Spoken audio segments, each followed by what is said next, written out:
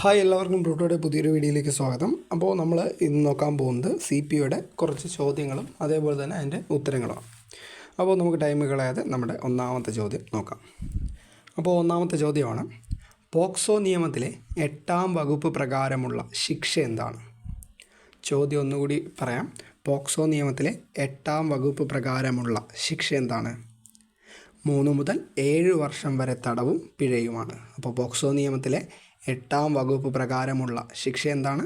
3 മുതൽ 7 വർഷം വരെയുള്ള തടവും കൂടാതെ എന്താണ്, പിഴയും കൂടി ലഭിക്കും. അടുത്ത ചോദ്യം, ലൈസൻസ് പ്രകാരമുള്ള അളവിനേക്കാൾ കൂടുതലായി പോപ്പി സ്ട്രോ വ്യാവസായിക അളവിൽ സൂക്ഷിച്ചു കഴിഞ്ഞാൽ തടവ് ശിക്ഷ എത്ര വർഷം വരെയാണ്? ചോദ്യം ഒന്നുകൂടി പറയാം. ലൈസൻസ് പ്രകാരമുള്ള അളവിനേക്കാൾ കൂടുതൽ പോപ്പി സ്ട്രോ വ്യാവസായിക അളവിൽ സൂക്ഷിച്ചു കഴിഞ്ഞാൽ തടവ് ശിക്ഷ എത്ര വർഷം വരെയാണ്?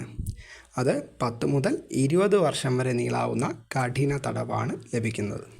ചോദ്യം ഒന്നുകൂടി പറയാം. ലൈസൻസ് പ്രകാരമുള്ള അളവിനേക്കാൾ കൂടുതലായിട്ട് പോപ്പി സ്ട്രോ വ്യാവസായിക അളവിൽ സൂക്ഷിച്ചു കഴിഞ്ഞാൽ തടവ് ശിക്ഷ എത്ര വർഷം വരെയാണ്? 10 മുതൽ 20 വർഷം വരെ നീളാവുന്ന കഠിന തടവാണ്. അടുത്ത ചോദ്യം, സമൻസ് എങ്ങനെ നടപ്പിലാക്കണമെന്ന് വിശദീകരിക്കുന്ന CRPC നിയമത്തിലെ വകുപ്പ് ഏതാണ്? സമൻസ് എങ്ങനെ നടപ്പിലാക്കണമെന്ന് വിശദീകരിക്കുന്ന CRPC നിയമത്തിലെ വകുപ്പ് ഏതാണ്? അത് സെക്ഷൻ 62 ആണ്. അപ്പോൾ സമൻസ് എങ്ങനെ നടപ്പിലാക്കണം എന്ന് പറയുന്ന CRPC നിയമത്തിലെ വകുപ്പ് ഏതാണ്? അത് സെക്ഷൻ 62 ആണ്. അടുത്ത ചോദ്യം, സ്പെഷ്യൽ പോലീസ് ഉദ്യോഗസ്ഥനാകാൻ അർഹതപ്പെട്ട പ്രായപരിധി എത്രയാണ്? നമ്മൾ കഴിഞ്ഞ ഇതിലും പറഞ്ഞതാണ്. അപ്പോൾ സ്പെഷ്യൽ പോലീസ് ഉദ്യോഗസ്ഥനാകാൻ അർഹതപ്പെട്ട പ്രായപരിധി എത്രയാണ്? അത് 18-നും 60 വയസ്സിനും ഇടയിലാണ്. അപ്പോൾ 18 മുതൽ 60 വയസ്സിനിടയിൽ പ്രായമുള്ളവർക്ക് എന്താവാം? സ്പെഷ്യൽ പോലീസ് ആകാം. അപ്പോൾ സ്പെഷ്യൽ പോലീസ് ഉദ്യോഗസ്ഥനാകാൻ അർഹതപ്പെട്ട പ്രായപരിധി എത്രയാണ്? അത് 18-നും 60 വയസ്സിനും ഇടയിലാണ്. അടുത്ത ചോദ്യം, കുറ്റകൃത്യങ്ങളും പിഴകളും വിശദീകരിക്കുന്ന NDPS നിയമത്തിലെ അധ്യായം ഏത് അധ്യായമാണ്? കുറ്റങ്ങളും പിഴകളും വിശദീകരിക്കുന്ന NDPS നിയമത്തിലെ അധ്യായം അത് അധ്യായം 4 ആണ്. അപ്പോൾ കുറ്റകൃത്യങ്ങളും പിഴകളും വിശദീകരിക്കുന്ന NDPS നിയമത്തിലെ അധ്യായം എത്രയാണ്? അത് അധ്യായം 4 ആണ്. അടുത്ത ചോദ്യം, NDPS നിയമത്തിലെ 5A അധ്യായം എന്തിനെക്കുറിച്ചാണ് പറയുന്നത്? NDPS നിയമത്തിലെ 5A അധ്യായം എന്തിനെക്കുറിച്ച് പറയുന്നു? അത് നിയമവിധേയമല്ലാത്ത സ്വത്തിൻ്റെ പിടിച്ചെടുക്കലിനെ കുറിച്ചാണ് പറയുന്നത്. അപ്പോൾ NDPS നിയമത്തിലെ 5A എന്ന് പറയുന്ന അധ്യായം എന്തിനെക്കുറിച്ചാണ് പറയുന്നത്? നിയമവിധേയമല്ലാത്ത സ്വത്തിൻ്റെ പിടിച്ചെടുക്കലിനെ കുറിച്ചാണ് ഇത് പറയുന്നത്.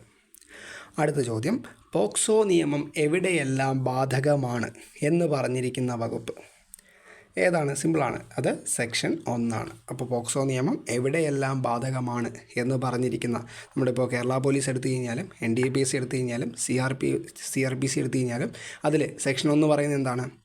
ആ നിയമം എവിടെയെല്ലാം ബാധകമാണ്, അതേപോലെയുള്ള കുറച്ച് കാര്യങ്ങളാണ് അതിൽ പറഞ്ഞിരിക്കുന്നത്. അപ്പോൾ പോക്സോ നിയമം എവിടെയെല്ലാം ബാധകമാണ് എന്ന് പറഞ്ഞിരിക്കുന്ന വകുപ്പ് ഏതാണ്? അത് സെക്ഷൻ 1 ആണ്. അടുത്ത ചോദ്യം, പോക്സോ നിയമപ്രകാരം ഇരയായ കുട്ടിയുടെ താൽപ്പര്യ സംരക്ഷണത്തിനായി പ്രത്യേക കോടതിയുടെ അനുമതിയോ വിവരങ്ങളോ വെളിപ്പെടുത്തുവാൻ മാധ്യമങ്ങൾക്ക് അനുവാദം നൽകിയിരിക്കുന്ന വകുപ്പ്. അപ്പോൾ മാധ്യമങ്ങളെക്കുറിച്ച് പോക്സോ നിയമത്തിൽ പറഞ്ഞിരിക്കുന്ന വകുപ്പ് ഏതാണ്? അത് സെക്ഷൻ 23 ആണ്. അപ്പോൾ പോക്സോ നിയമപ്രകാരം ഇരയായ കുട്ടിയുടെ താൽപ്പര്യ സംരക്ഷണത്തിനായി പ്രത്യേക കോടതിയുടെ അനുമതിയോ വിവരങ്ങളോ വെളിപ്പെടുത്തുവാൻ മാധ്യമങ്ങൾക്ക് അനുവാദം നൽകിയിരിക്കുന്ന വകുപ്പ് ഏതാണ്? അത് സെക്ഷൻ 23 ആണ്. അപ്പോൾ പോക്സോ നിയമത്തിൽ മാധ്യമങ്ങളെക്കുറിച്ച് പറയുന്ന സെക്ഷൻ ഏതാണ്? അത് സെക്ഷൻ 23 ആണ്.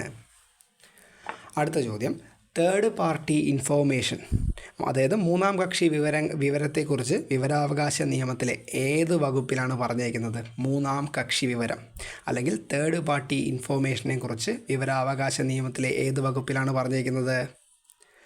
അത് സെക്ഷൻ 11 അപ്പോൾ തേർഡ് പാർട്ടി ഇൻഫോർമേഷൻ അല്ലെങ്കിൽ 3-ാം കക്ഷി വിവരത്തെക്കുറിച്ച് വിവരാവകാശ നിയമത്തിലെ ഏത് വകുപ്പിൽ പറഞ്ഞിരിക്കുന്നു? അത് സെക്ഷൻ 11 പറഞ്ഞിരിക്കുന്നത്.